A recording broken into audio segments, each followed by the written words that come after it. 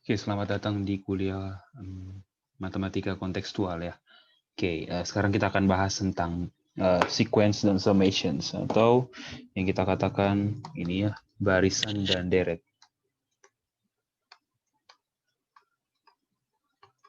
Oke, kita akan bahas ini ya, barisan dan deret. Nah, saya rasa kalian cukup familiar ya dengan barisan aritmatika, dengan barisan geometri gitu ya, tentang dari mana datangnya apa namanya tentang rumus barisan aritmatika dan geometri gitu ya. Tapi sebelum itu kita cari tahu dulu apa definisi dari barisan.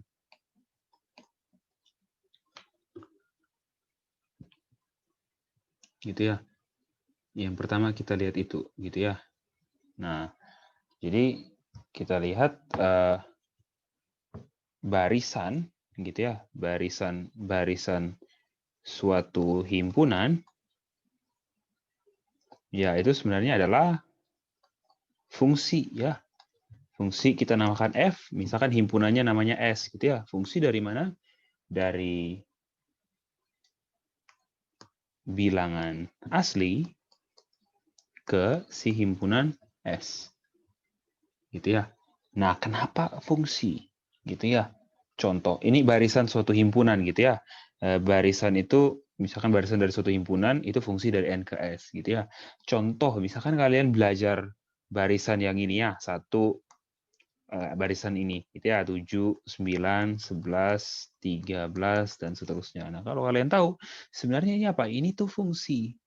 Fungsi dari bilangan asli ke bilangan ganjil. Contohnya apa? Maksudnya apa? Kenapa dari bilangan asli? Karena apa? Kita bilang suku pertama kita kirim ke apa? Dipetakan ke 1. Terus suku kedua dikirim ke mana? 3. Suku ketiga dikirim ke 5. Suku keempat dikirim ke 7. Suku kelima dikirim ke 9. Suku keenam dikirim ke 11 dan seterusnya. Berarti ini kan sama saja dengan apa? Ya kalian buat pemetaan dari apa? Ya bilangan asli ke ya bilangan ini gitu ya. 1, 3, 5 sampai seterusnya. Itu kan ya. Makanya kalian punya rumusnya apa? Ya AN-nya kalau tidak salah 2N kurang 1 ya. Gitu. Ini apa? Dari N ke 2N kurang 1. Ini adalah suatu fungsi. Jadi ingat ya, barisan itu fungsi. Tapi ingat, barisan tidak harus bilangan. Bisa saja barisan himpunan. Misalkan barisan kodok, atau barisan sapi, barisan kerbau. Ya, itu juga barisan gitu ya. Itu kan apa? Itu adalah fungsi. Karena apa? Anda bisa lihat kerbau pertamanya apa, kerbau kedua, kerbau ketiga. Tidak ada kerbau ke nol kan? Itu kalau Anda punya barisan kerbau, pasti Anda punya apa? Oh, kerbau yang di depan itu apa ya? Pasti kerbau yang pertama kali. Terus selanjutnya apa? Kedua, ketiga, keempat, dan seterusnya. Gitu ya. Jadi barisan itu dasarnya ini ya, fungsi dari bilangan asli ke himpunan itu. Gitu ya. Jadi misalkan kalau kalian punya barisan, di sini misalkan kue, roti, susu, coklat, dan es krim. Ya, misalkan kalian punya seperti ini, ya berarti ini sama saja dengan apa? Ya, kalian punya urutan gini berarti apa? Ini sama saja dengan kalian buat fungsi dari apa? Bilangan asli ke apa? Himpunan yang isinya ini. Kue, roti, sampai apa? Es krim. Fungsinya apa? Gitu ya. Fungsinya apa? Ya, fungsinya berarti apa ya? 1 dikirim kemana? Kue. 2 dikirim kemana? Roti. 3 dikirim kemana? Susu. 4 dikirim kemana? Coklat. Terus 5 dikirim ke es krim. Gitu ya. Seperti itu. Gitu. Nah, oke. Sebelumnya mungkin saya kasih ini dulu ya. Barisan itu tidak harus fungsi dari bilangan asli ya. Fungsi dari suatu subhimpunan bilangan asli. Ya, saya ralat karena di sini kan contohnya tidak semua ya. Berarti fungsi dari apa? A. Kita bilang ini A ke S, di mana apa? Dengan A-nya itu adalah subhimpunan bilangan asli. Ini juga. Ya, berarti kalau ini A-nya apa? Ya, berarti ini kalau ini A-nya apa? Ya, 1, 2, sampai 5. Seperti itu. Sorry ya. Jadi barisan itu apa? Fungsi dari apa? Suatu subhimpunan bilangan asli ke suatu himpunan. Gitu ya. Gitu. Kenapa saya pakai bilangan asli? Karena biasanya pembahasan barisan itu barisannya tidak berujung. Contohnya seperti ini ya.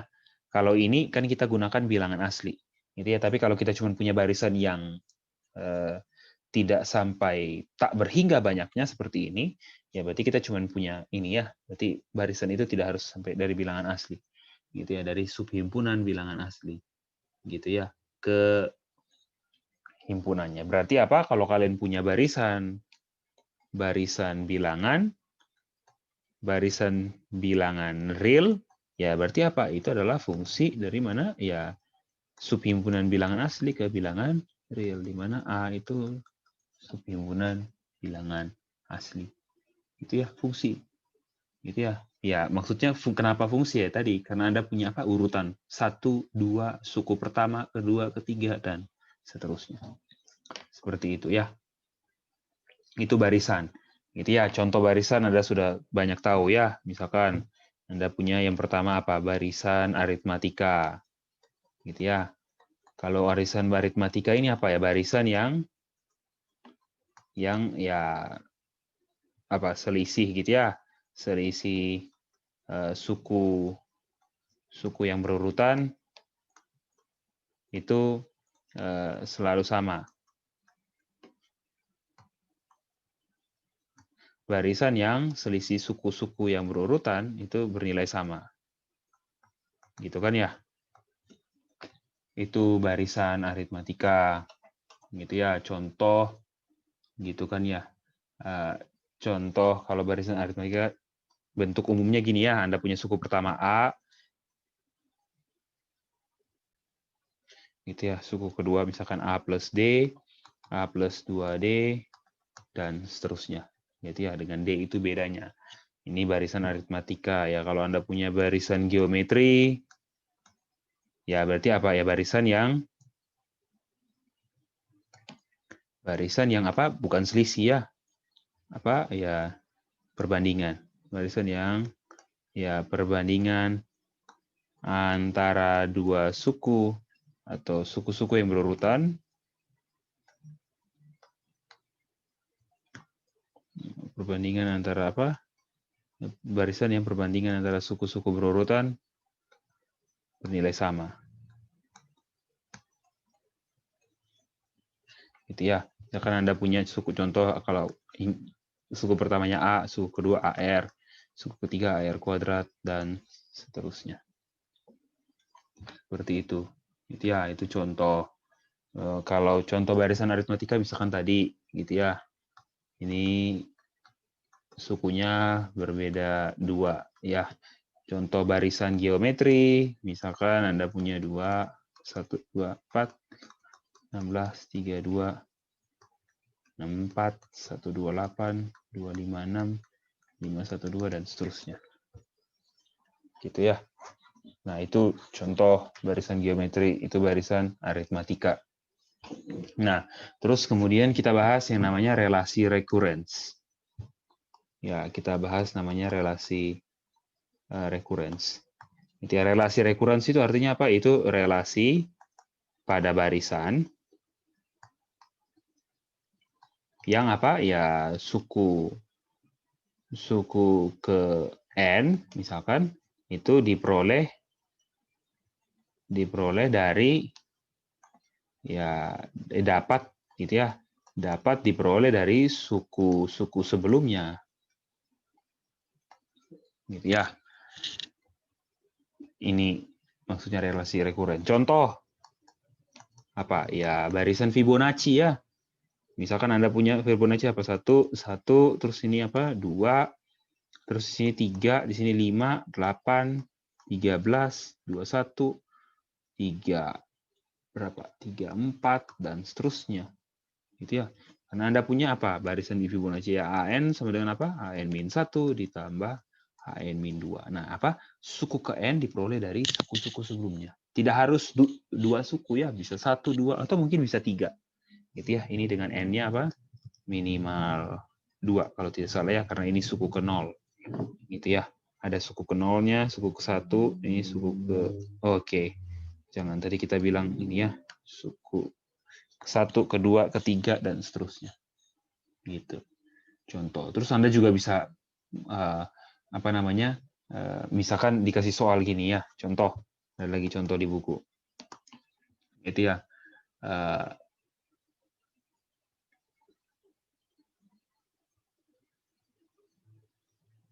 Gitu ya. Misalkan suatu barisan AN itu barisan yang memenuhi relasi ini. AN sama dengan AN kurang 1 ditambah 3. Untuk N-nya dari 1, 2, 3, dan seterusnya. Oke, sorry. Untuk N-nya itu ya. 1, 2, 3, dan seterusnya. Terus, kemudian, ya misalkan A0-nya 2. Itu ya. Terus ditanya, tentukan A1, A2, dan A3. Ya, gampang ya. Kalau A1 berarti apa? Ya A0 ditambah 3, ya 5. A2 apa? A1 tambah 3, ya 8. A2 ya A1, A3 ya A2 tambah 3, ya 11. Nah, seperti itu. Gitu ya. Jadi cuma dicari suku-suku sebelumnya. Gitu. Gitu ya. Itu tidak terlalu sulit ya. Atau misalkan Anda diminta untuk memastikan apakah suatu barisan dikasih rumus barisannya. Terus Anda pastikan apakah barisan ini memenuhi suatu relasi rekurens. Misalkan contoh. Gitu ya, contoh.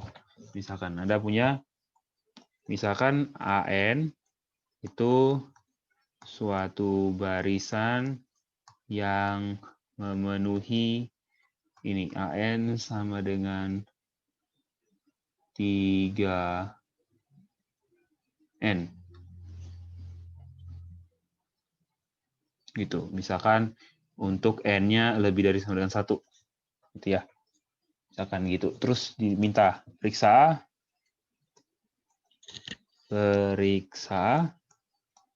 apakah barisan ini memenuhi ini relasi rekurens AN sama dengan 2AN min 1 kurang AN min 2.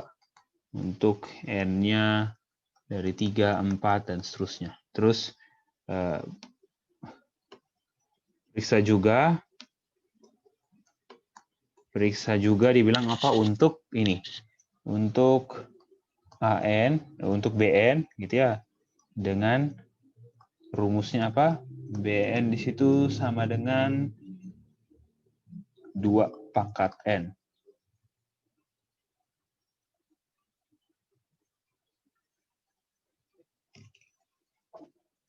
Gitu. Nah, coba dicek. Kita cek yang AN dulu ya. Nah, sekarang kita punya apa rumusnya? AN kan sama dengan 2AN min 1 kurang AN min 2. Kita cek berlaku tidak untuk Oke, untuk ini kita pakai AN saja ya. Tidak harus bedakan ya. Untuk yang pertama kita punya apa? Jawab. Gitu ya. Yang pertama kita punya rumus rekurensi ini. Terus berarti kita jawab apa? Periksa untuk Oke, kita mulai. Untuk ini AN sama dengan 3N, kita punya apa? AN kurang 1 sama dengan apa? 3 kali N kurang 1 ya.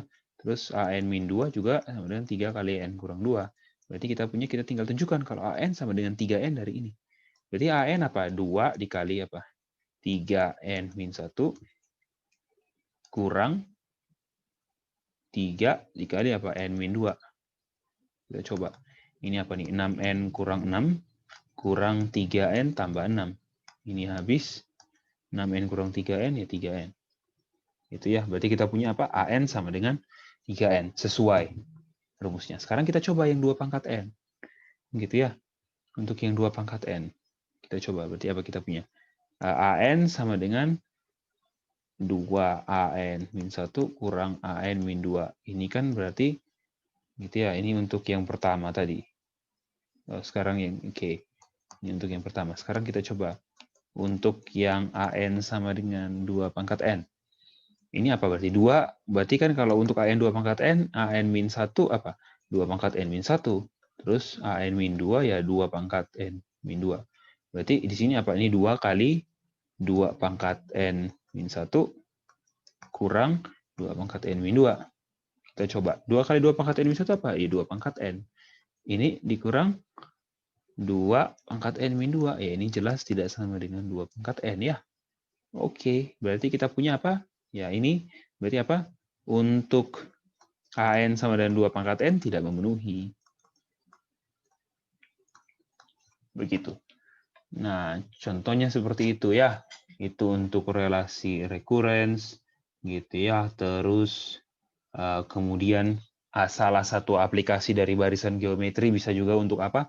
Untuk bunga majemuk ya.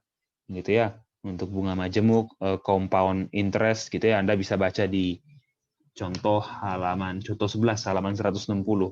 Gitu ya, ada di situ contohnya gitu ya.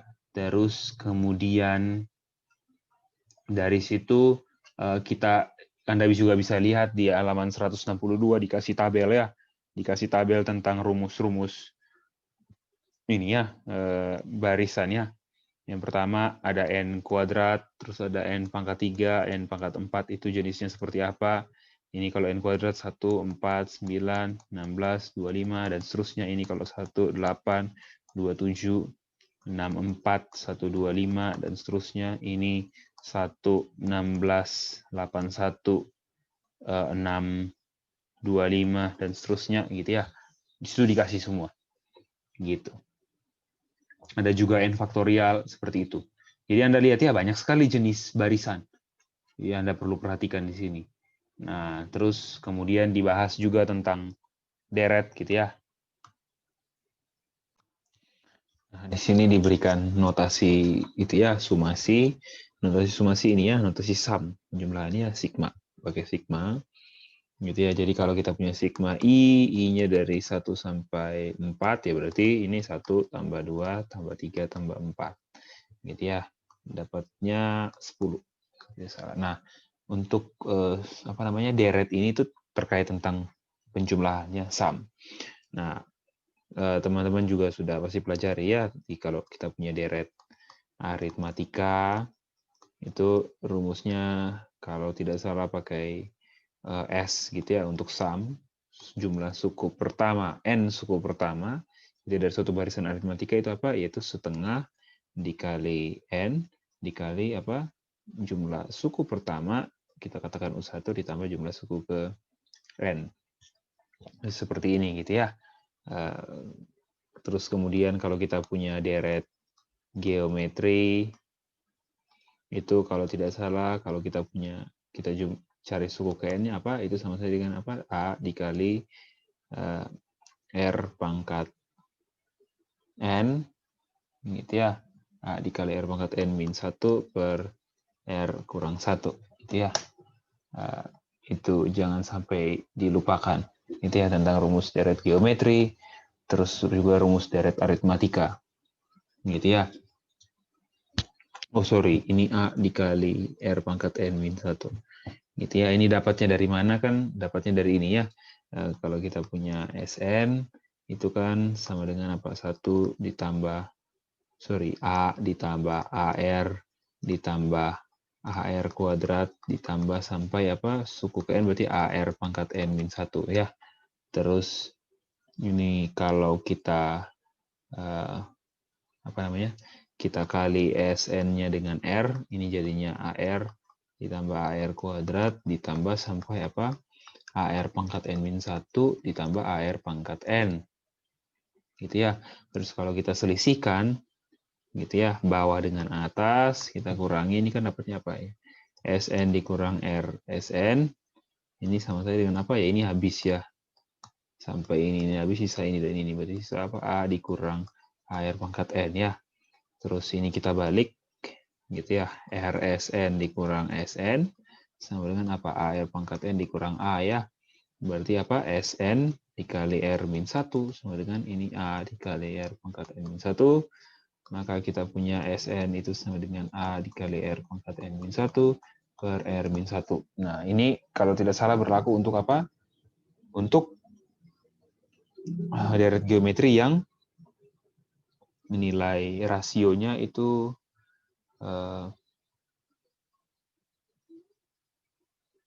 lebih dari 1 kalau tidak salah ya. Lebih dari 1. Ya, kalau tidak salah. Tapi sama saja ya, mau kurang dari, mau di antara 1 dan,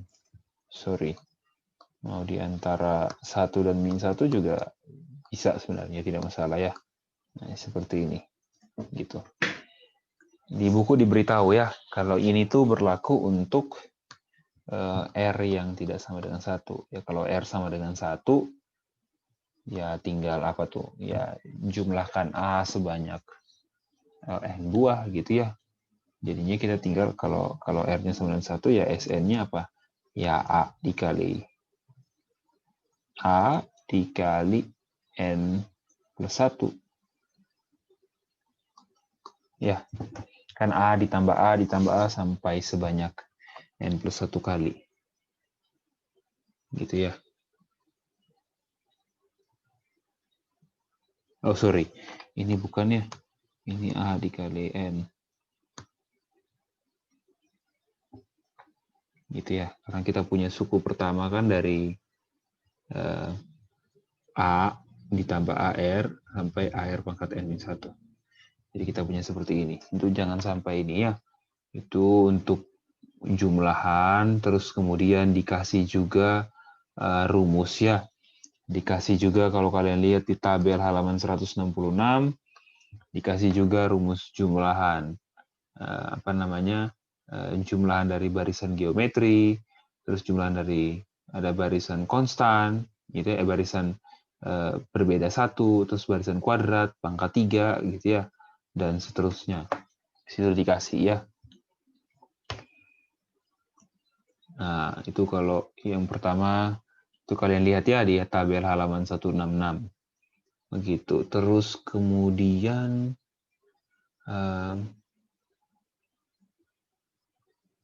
nah, di sini kemudian coba diselesaikan juga kalau tidak salah ya, kalau kalian lihat contoh 24 gitu ya. Dia punya apa? Misalkan X itu bilangan real dengan misalkan mutlak X-nya kurang dari 1. Nah, disitu ditanya cari ini sigma dari X pangkat N untuk N-nya dari 0 sampai tak hingga. Ya. Nah, kan kita tahu ini, kalau kita punya sigma N dari 0 sampai K dari X pangkat N, itu adalah apa? Itu adalah ya X pangkat N plus 1 kurang 1, karena ini sampai N, ya sampai K. Kalau tadi kita sampai K-1. Ini dibagi apa? X kurang 1. Gitu ya.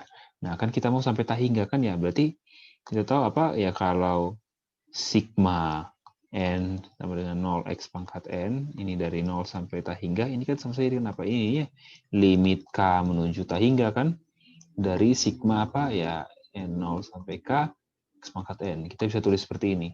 Gitu kan ya. Nah, ini kan berarti sama saja dengan apa? Kita tahu sigma X pangkat N dari 0 sampai K itu apa? Itu sama saja dengan limit K menuju tak hingga dari apa? Ya, X pangkat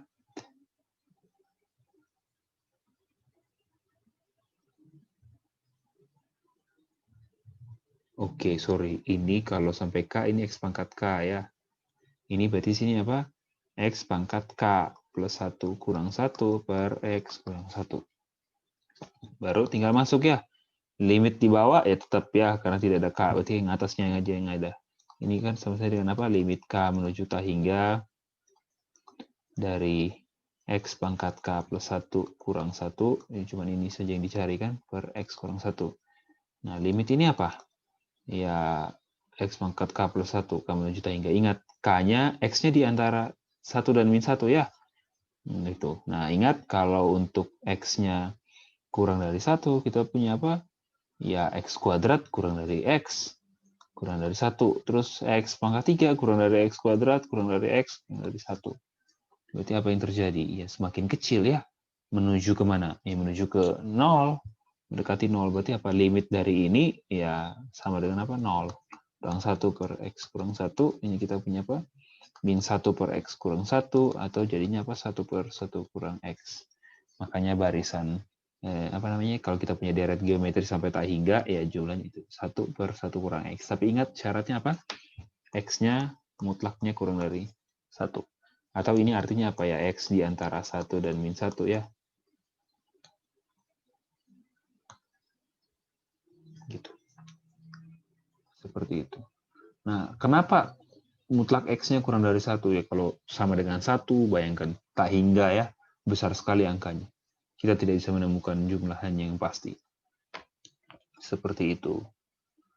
Nah, itu kemudian untuk subbab 24 sudah selesai. Nanti kalian tolong kerjakan soal ya.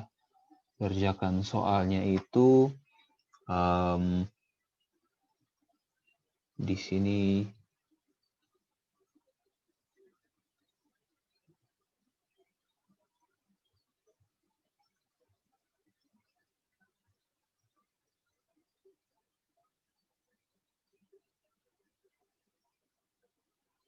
Oke, kalian coba kerjakan nomor berapa ya?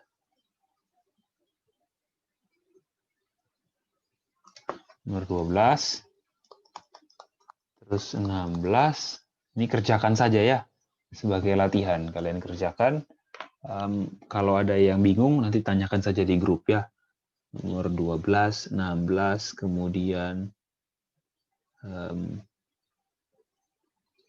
nomor berapa lagi ya?